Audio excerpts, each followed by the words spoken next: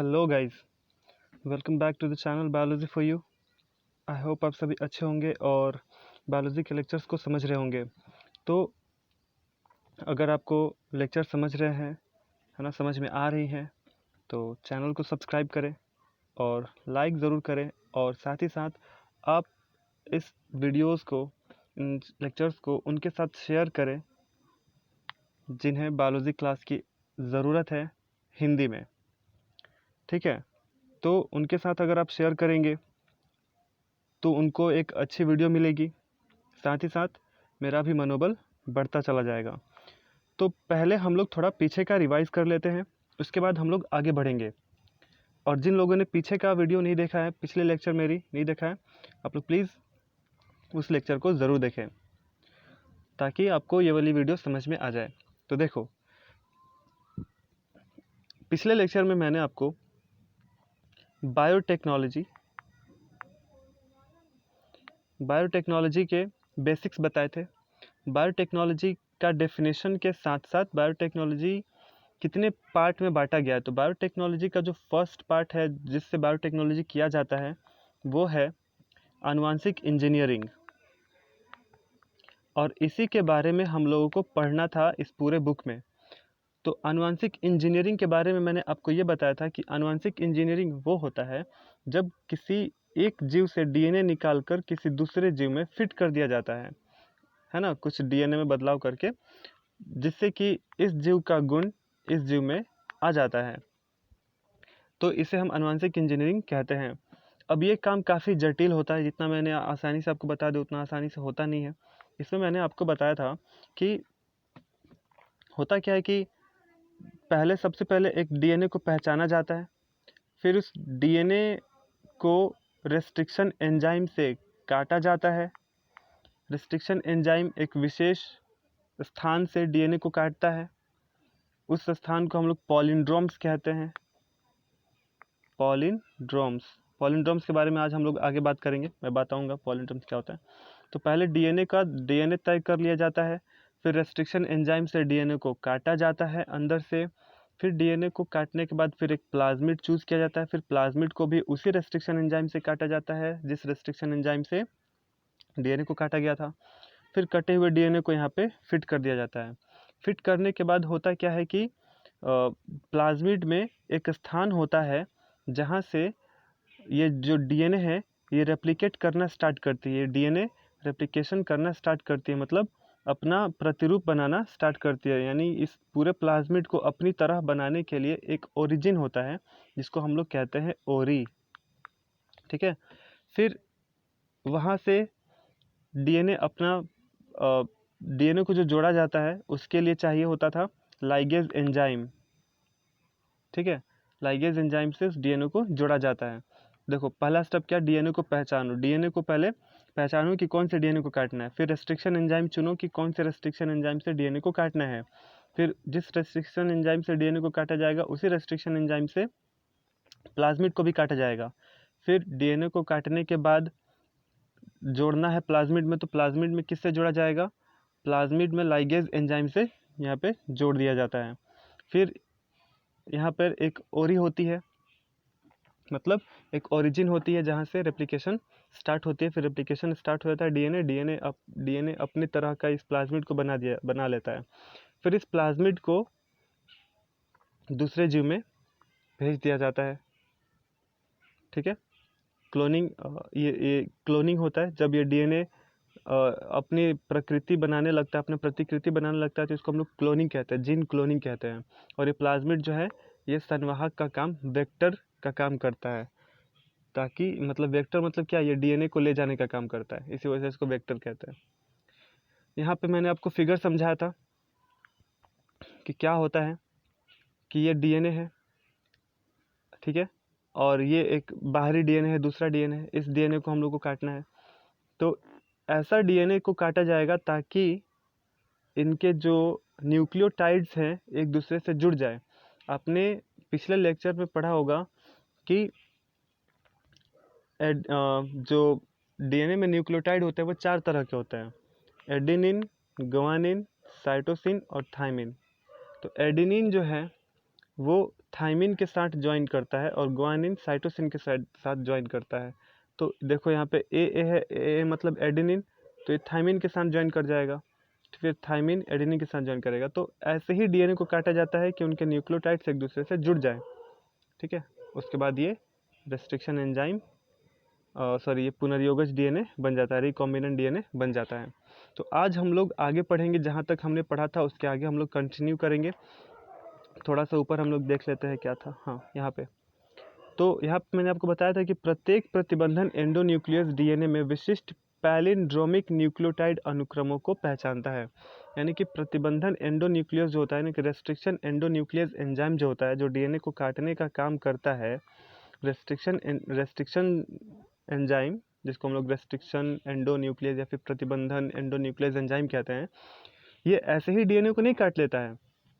पहले वो डीएनए को पहचानता है कि वो कहाँ से काटे कि ये पॉलिंड्रोम पता चले, ये पॉलिंड्रोम न्यूक्लियोटाइड अनुक्रम मिले उसको।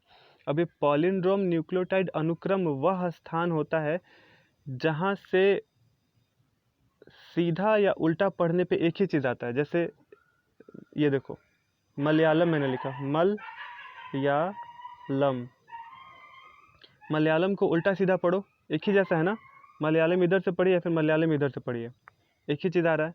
ऐसे ही है जहाज़, जहाज़ उल्टा सीधा सब एक समान होता है।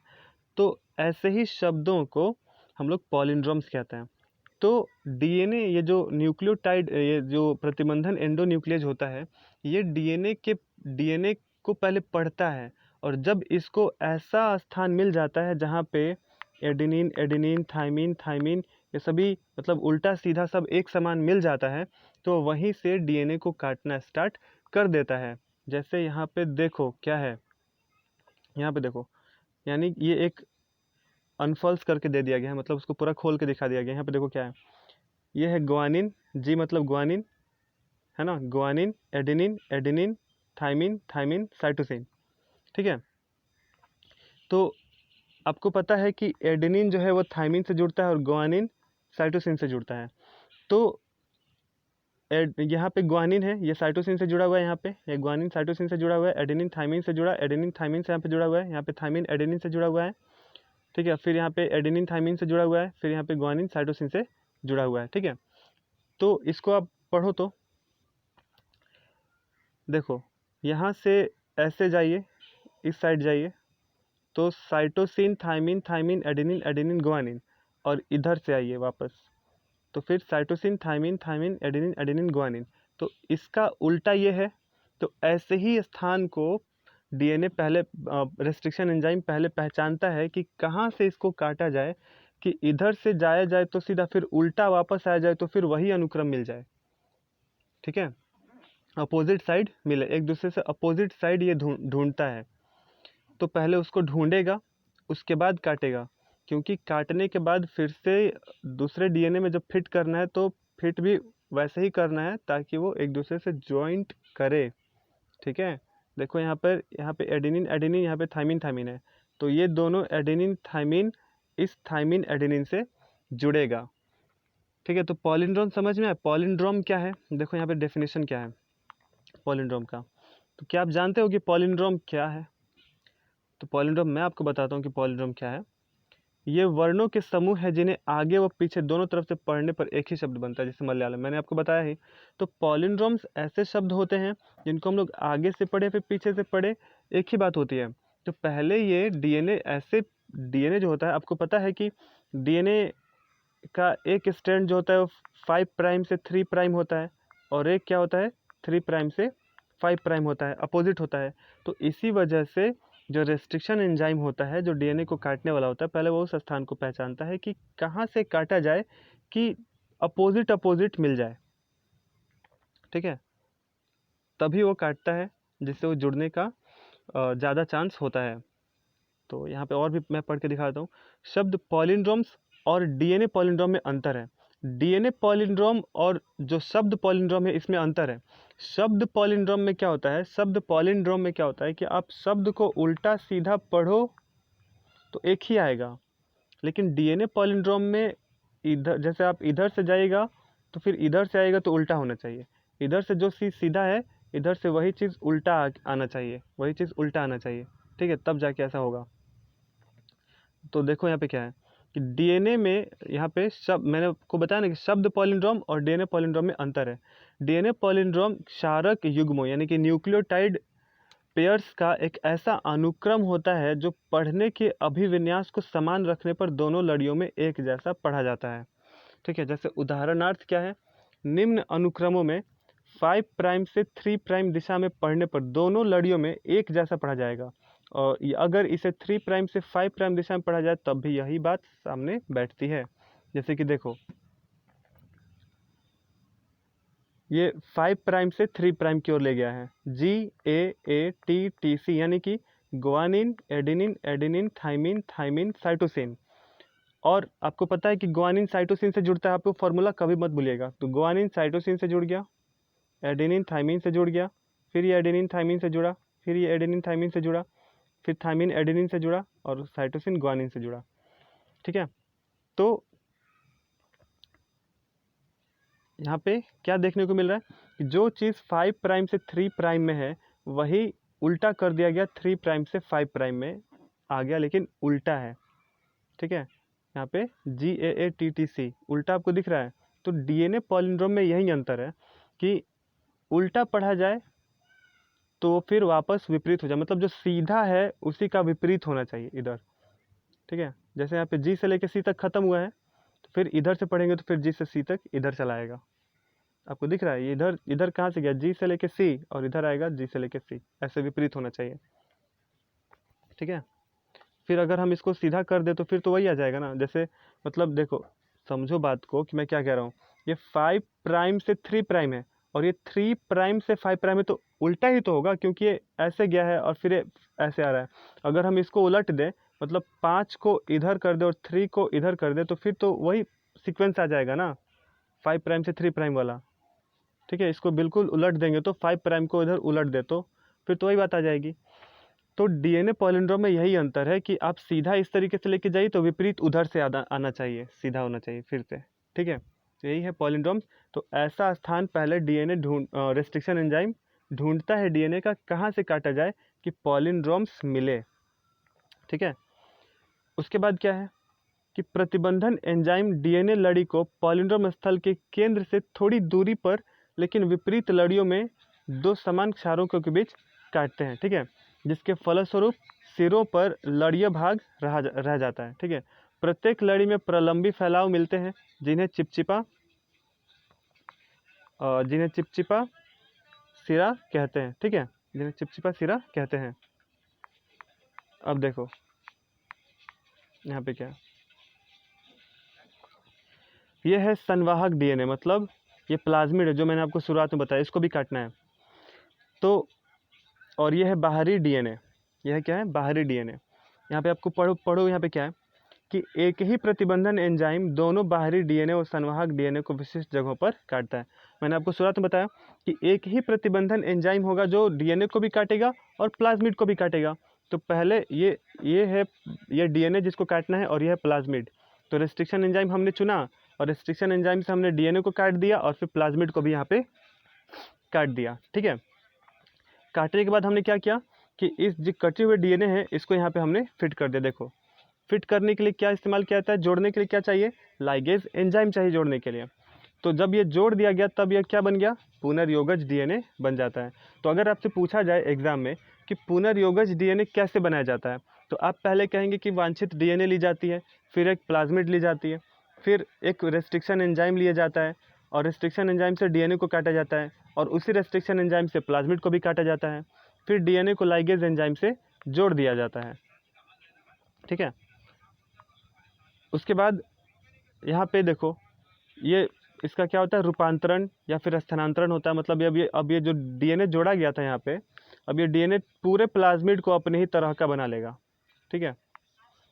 और उसको यहाँ पे एग्जाम्पल में दिखाया गया है कि ई कोलाई क्लोनिंग होस्ट में फिट कर दिया गया, ई कोलाई में फिट कर दिया गया। या फिर कोशिका विभाजन हुआ तो अब ये जो प्लाज्मिड लगाया गया है ये प्लाज्मिड इसमें भी होगा, ये प्लाज्मिड इसमें भी होगा, क्योंकि ये टूटेगा तो प्लाज्मिड को लिए हुए अपने साइड लेके चला जाएगा। अब इस इकोलाई का गुण पहले से अलग होगा। ठीक है, तो ये एग्जाम में काफ़ी बार ये चित्र पूछा गया, तो आप इसको अच्छे से सीख लेंगे। आगे देखते हैं। अब इसमें तो क्या है, प्रतिबंधन एंडोन्यूक्लियस का उपयोग आनुवांशिक इंजीनियरिंग में डीएनए के पुनर्योगज अणु बनाने के लिए किया जाता है, जो विभिन्न स्रोतों या जीनोमों से प्राप्त डीएनए से मिलकर बना होता है। ठीक है, तो आपको तो मैंने पहले ही बता दिया, इसमें क्या है कि पुनर्योगज डीएनए बनाने के लिए रेस्ट्रिक्शन एंजाइम यानी कि प्रतिबंधन एंडोन्यूक्लियस एंजाइम का उपयोग किया जाता है, जो विभिन्न स्रोतों से लिया जाता है और उसमें काफ़ी सारे जीनोम के डीएनए होते हैं। ठीक है, ये इंपॉर्टेंट लाइन है, इसलिए मैंने यहाँ पे हाईलाइट किया, आपको भी लिखना है कि एक ही प्रतिबंधन एंजाइम द्वारा काटने पर प्राप्त होने वाले डीएनए खंडों में समान प्रकार के चिपचिपे सिरे होते हैं, जो डीएनए लाइगेज की सहायता से आपस में किनारे से जोड़ दिया जाता है। ये तो मैं आपको शुरुआत से बता रहा हूँ कि प्रतिबंधन एंजाइम से काटने पर डीएनए का जो सिरा होता है ये चिपचिपा होता है। ठीक है, फिर प्लाज्मिड को भी काटा गया, तो दोनों को हम लोग किस चीज़ से जोड़ेंगे, तो दोनों को हम लोग जोड़ेंगे लाइगेज एंजाइम से। ठीक है, आगे देखते हैं कि आप पूर्ण रूप से समझ चुके होंगे कि यहाँ पर सामान्यतः जब तक संवाहक व स्रोत डीएनए एक ही प्रतिबंधन एंजाइम द्वारा नहीं काटे जाते, तब तक पुनर्योगज संवाहक अणु का निर्माण नहीं हो सकता। क्लियर? क्या क्लियर? कि जिस रेस्ट्रिक्शन एंजाइम से आप डीएनए को काटोगे, उसी रेस्ट्रिक्शन एंजाइम से आपको प्लाज्मिड को भी काटना होगा। अगर नहीं काटा आपने तो पुनर्योगज डीएनए का निर्माण नहीं हो पाएगा। ठीक है, तो अब हम लोग पढ़ेंगे डीएनए खंड का पृथक्करण एवं विलगन। यानी कि डीएनए को हमने काटा, तो अब हम लोग उसको अलग कैसे करेंगे। ठीक है, कोशिका से अलग करना पड़ेगा ना, डीएनए को तो हम लोग काट दिया, तो फिर डीएनए को हम लोग कैसे अलग करेंगे। इतना बड़ा तो होता नहीं कि हम लोग हाथ से डीएनए को पकड़ के अलग कर देंगे। उसके लिए कुछ तकनीक होती है, कुछ तकनीक यूज़ किए जाते हैं, कुछ टेक्नोलॉजी यूज़ की जाती है। तो कौन सी टेक्नोलॉजी है उसके बारे में हम लोग देखते हैं। देखो, प्रतिबंधन एंडोन्यूक्लियस द्वारा डीएनए को काटने के परिणाम स्वरूप डीएनए का खंडन हो जाता है। ठीक है, तो रेस्ट्रिक्शन एंजाइम से आपने डीएनए को काटा तो खंड खंड हो गया, वो टूट गया। जैसे ये एक खंड बन गया, फिर ये एक खंड बन गया, तो डीएनए को काटने पे खंड खंड वो हो जाता है। ठीक है, अब क्या होता है, इन खंडों को एक तकनीक द्वारा अलग कर सकते हैं, जिसे हम लोग जेल इलेक्ट्रोफोरेसिस कहते हैं, जेल वैद्युत का संचलन कहते हैं। मोस्ट इम्पॉर्टेंट वर्ड है ये, एग्ज़ाम में कई बार पूछा गया है कि कटे हुए डीएनए को हम लोग अलग किस विधि द्वारा करते हैं। तो कटे हुए डीएनए को हम लोग अलग करते हैं जेल वैद्युत संचलन यानी कि इलेक्ट्रोफोरेसिस विधि द्वारा। अब ये होता क्या है आगे मैं आपको बताऊंगा। देखो, चूँकि डीएनए खंड ऋणात्मक आवेशित चार्ज अणु है, आपको पता है कि डीएनए जो होता है वो ऋण आवेशित होता है, और नहीं पता है तो आप याद भी कर लीजिए। डीएनए जो होता है वो क्या होता है, ऋण आवेशित होता है, नेगेटिव चार्ज इस पे होता है। तो इसलिए इन्हें विद्युत क्षेत्र में माध्यम या फिर अधात्री एनोड की तरफ बलपूर्वक भेजकर अलग कर सकते हैं। ठीक है, मतलब क्या है कि जो ये एनोड है ये धनात्मक है, तो एक तरफ डीएनए है जो माइनस चार्ज है और एक तरफ एनोड है जो प्लस चार्ज है। तो आपको पता है कि प्लस माइनस एक दूसरे को क्या करते हैं, अट्रैक्ट करते हैं। तो डीएनए जो कटा है खंड खंड, ये खींचते हुए चले जाएंगे, तो सब खींचते हुए एनोड पे जाके चिपक जाएंगे, जिससे डीएनए अलग हो जाएंगे।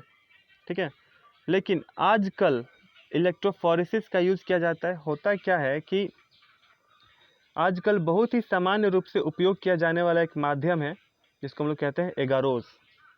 यानी कि जिस माध्यम का यूज़ किया जाता है, जिस माध्यम से डीएनए को हम लोगों को अलग करना है, कटे हुए डीएनए को अलग करना है, उस डीएनए को अलग करने के लिए एक माध्यम का यूज़ किया जा रहा है जिसको कहते हैं आजकल एगारोस। ये भी बहुत बढ़िया वर्ड है, आपको याद कर लीजिए।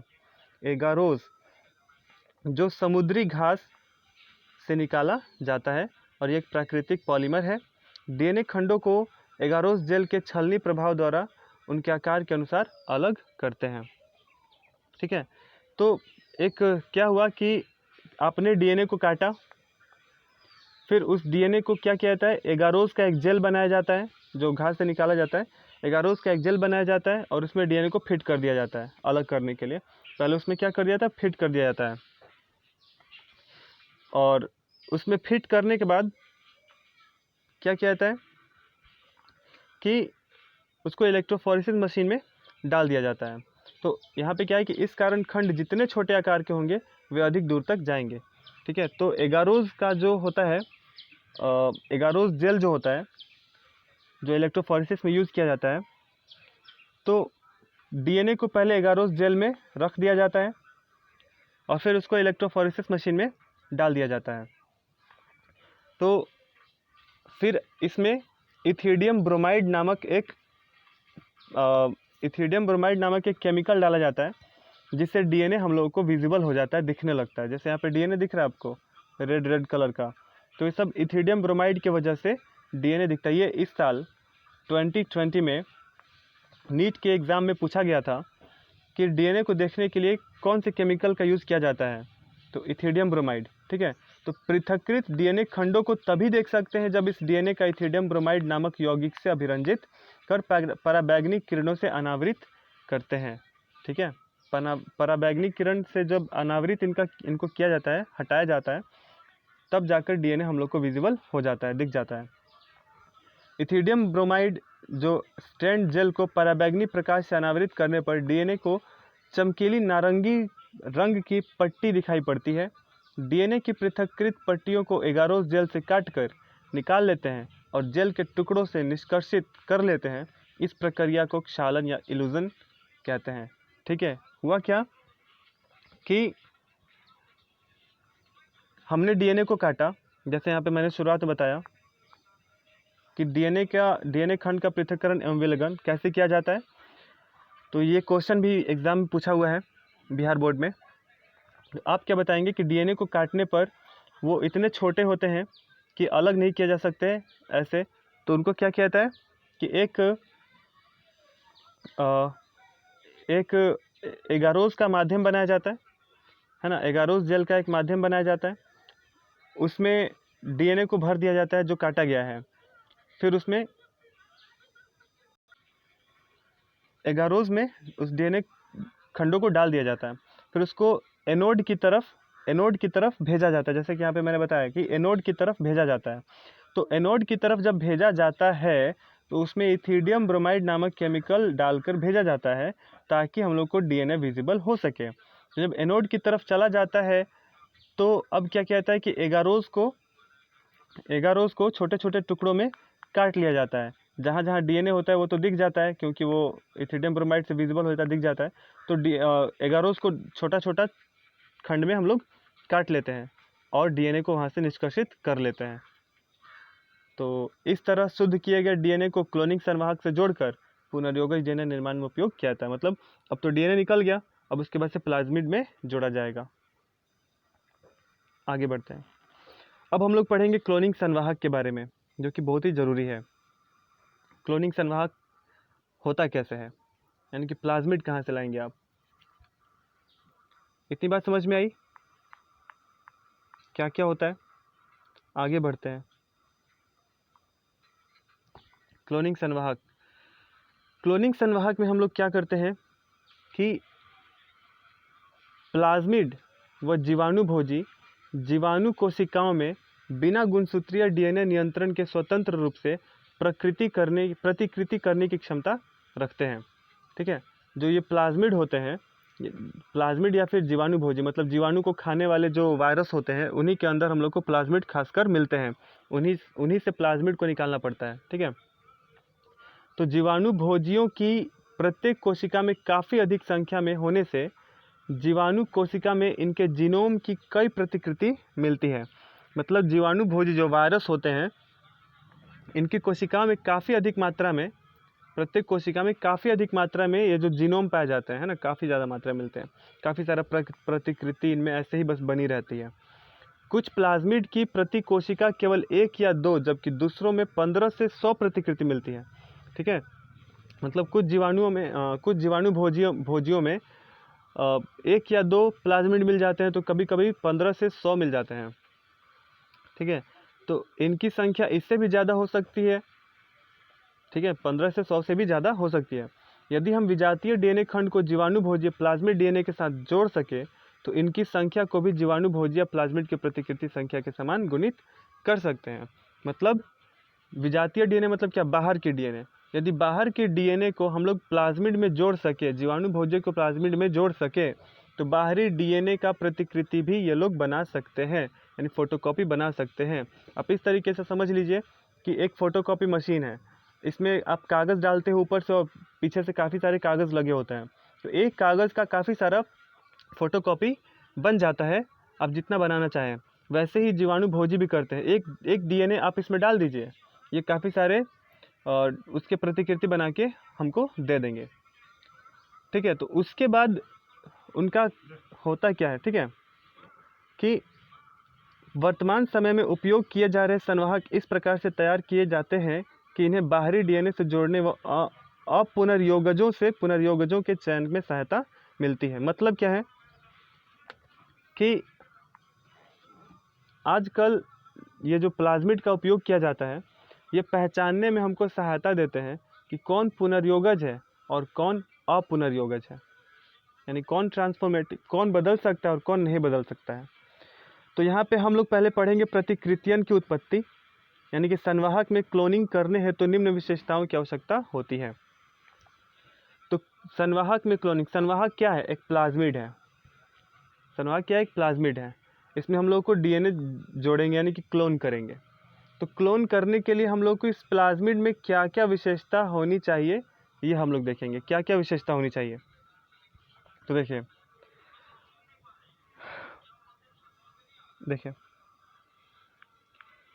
क्या है, प्रतिकृतियन का उत्पत्ति, ओरी का प्रारंभ। मतलब ओरी, मैंने आपको याद है अभी मैंने ऊपर ओरी के बारे में बताया था। प्रतिकृतियन की उत्पत्ति क्या होती है कि जब भी डीएनए को क्लोन किया जाता है तो उनमें एक पॉइंट होता है जहाँ से प्रतिकृति स्टार्ट होती है, उसी को हम लोग कहते हैं प्रतिकृति। तो आप इसको पढ़ लीजिएगा, इसमें क्या, वैसे मैं पढ़ के बता देता हूँ। यह वह अनुक्रम है जहाँ से प्रतिकृतियन की शुरुआत होती है, मतलब वहाँ से डीएनए अपना क्लोन बनाना शुरू करता है। और जब कोई डीएनए का कोई खंड इस अनुक्रम से जुड़ जाता है तब परपोषी कोशिकाओं के अंदर प्रतिकृति कर सकता है। ठीक है, तो जैसे मान लो ये प्लाज्मिड है, यहाँ पे हमने डीएनए जोड़ दिया, तो अब ये मान लो कि यहीं पर ओरी है, यहीं पे ओरिजिन है, यहीं से प्रतिकृति स्टार्ट होगा। अब यहीं से डीएनए अपना प्रतिकृति बनाना स्टार्ट करेगा, प्लाज्मिड को अपनी तरह बना लेगा। हो गया। तो क्या क्या विशेषता होनी चाहिए? प्लाज्मिड, जो प्लाज्मिड हमको चाहिए इसमें क्या होना चाहिए? पहली चीज़ होनी चाहिए प्रतिकृतियन की उत्पत्ति, मतलब उसमें ओरी होनी चाहिए। अगर ओरी ही नहीं होगी, ओरिजिन ही नहीं होगा, तो वहाँ से डीएनए अपना प्रतिकृति कैसे बनाएगा? डीएनए अपना प्रतिकृति बना ही नहीं सकता है, और प्लाज्मिड में डीएनए का प्रतिकृति बनाना ज़रूरी है, नहीं तो दूसरे जीव में कैसे हम लोग डालेंगे जीव को, डीएनए को। ठीक है, तो पहली होनी चाहिए प्रतिकृति की उत्पत्ति। उसके बाद होना चाहिए मार्कर, वरण योग्य चिन्हक होना चाहिए। वरण योग्य चिन्हक का मतलब क्या है? ये देखता है कि कितने प्रतिकृति बनाने हैं। जैसे देखो, ओरी के साथ साथ संवाहक को वरण योग्य चिन्ह की आवश्यकता होती है, जो अरूपांतरणजों यानी कि नॉन ट्रांसफॉर्मेट्स की पहचान व उन्हें समाप्त करने में सहायक हो, और रूपांतरजों की चयनात्मक वृद्धि को होने दे। और रूपांतरण एक प्रक्रिया है जिसके द्वारा डीएनए के एक खंड को परपोषी जीवाणु में प्रवेश कराते हैं। ठीक है, मतलब अगर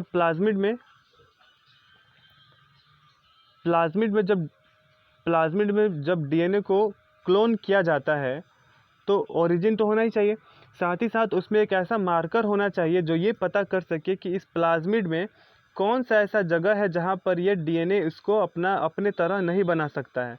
तो उसको क्या करता है? उसको नष्ट कर देता है, और फिर वहाँ से उसको फिर से डीएनए से जोड़ देता है। ठीक है, तो यही काम है। यहाँ पे जो रेड में क्या है, सामान्यतः एम्पिसिलिन,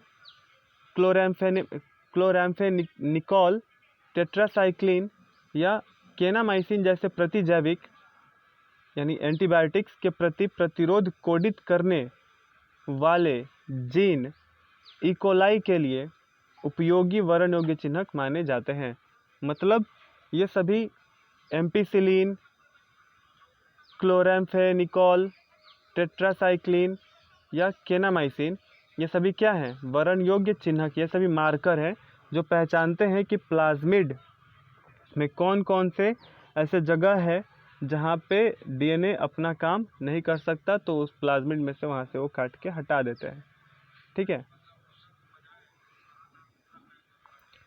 तीसरा विशेषता होनी चाहिए क्लोनिंग स्थल। क्लोनिंग के लिए एक जगह होना चाहिए।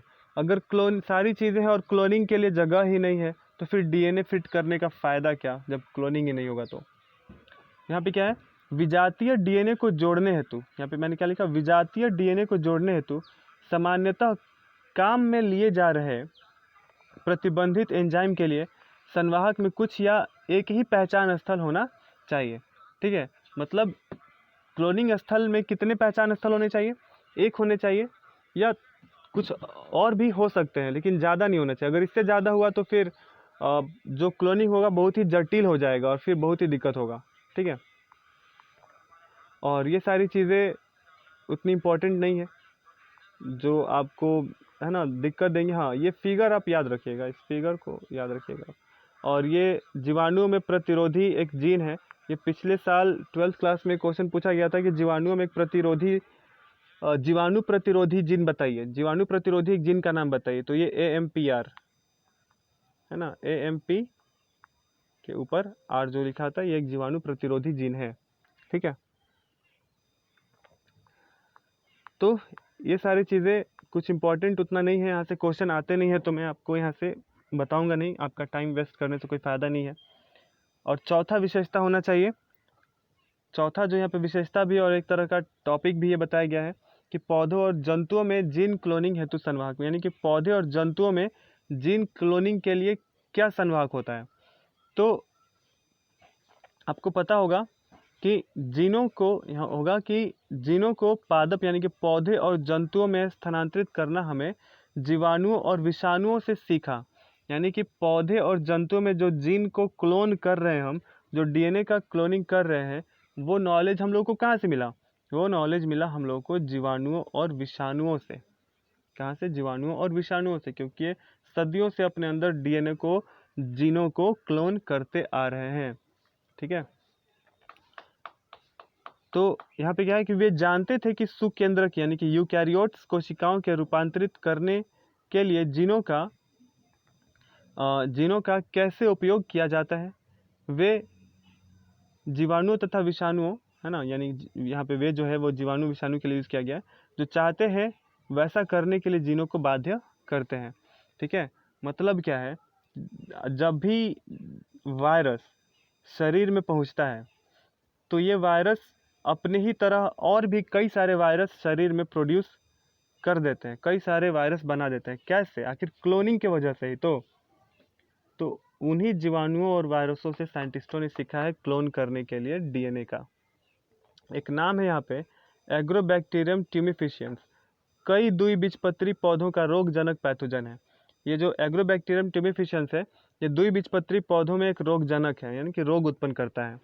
ठीक है, और लेकिन आजकल ये करता क्या है कि एग्रोबैक्टीरियम ट्यूमिफिशियंस जो है ना, वो जड़ में जाके एक ट्यूमर बना देता है, जिससे उनमें रोग होने लगता है। लेकिन आजकल एग्रोबैक्टीरियम ट्यूमिफिशियंस के अंदर ऐसे डीएनए क्लोन कर दिए गए हैं कि ये अपना क्लोनिंग कर ही नहीं सकता है, और इसके अंदर से रोगग्रस्त करने वाले जीनों को ख़त्म कर दिया गया है कि अब अगर एग्रोबैक्टीरियम ट्यूमिफिशियंस किसी जड़ में जाता है और उसको बीमार करने की कोशिश करता है तो वो नहीं कर पाएगा।